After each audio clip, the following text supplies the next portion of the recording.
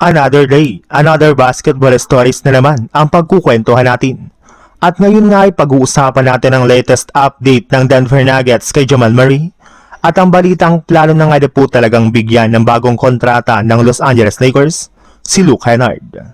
Pagkatapos nga po ng pagkatalo ng Denver Nuggets kahapon laban sa New York Knicks, ay inanunsyo na nga po na malaki nga po ang tsansa na posibleng mawala at hindi makapaglaro si Jamal Murray sa mga susunod nilang laban ngayong linggo kontra sa mga teams ng OKC Thunder, Houston Rockets at maging sa San Antonio Spurs matapos siyang magkaroon ng left ankle sprain.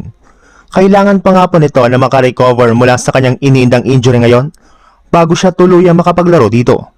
At kahit man nga po mawala siya sa kanilang next games ay inaasahan na rin naman nga po na maglalaro ito sa kanilang magiging laro next week kontra sa Los Angeles Lakers.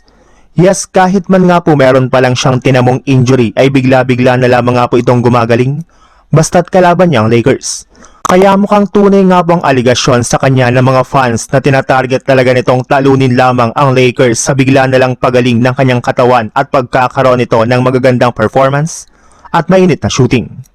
Sa ibang balita naman, sa loob lamang nga po ng 12 game ni Luke Kennard sa Los Angeles Lakers, ay nag-average nga po ito ng 10.5 points, 2.6 rebounds at 1.9 assist per game sa kanyang 50.3% shooting sa 3-point line. Sa ngayon nga po ay siya na ang may pinakamataas na 3-point percentage ngayong season sa buong NBA. Ibig sabihin, siya na nga po ngayong taon ang best shooter. Kaya maging si Luka Doncic ay umamin na rin naman na si Luke Kennard nga na po ang game changer ngayon ng kanilang team. Gayong simula nga po nang makuha nila ito ay mas gumanda na nga po ang kanilang shooting at nagkaroon na nga po sila ng maaasahan na player pagdating sa scoring.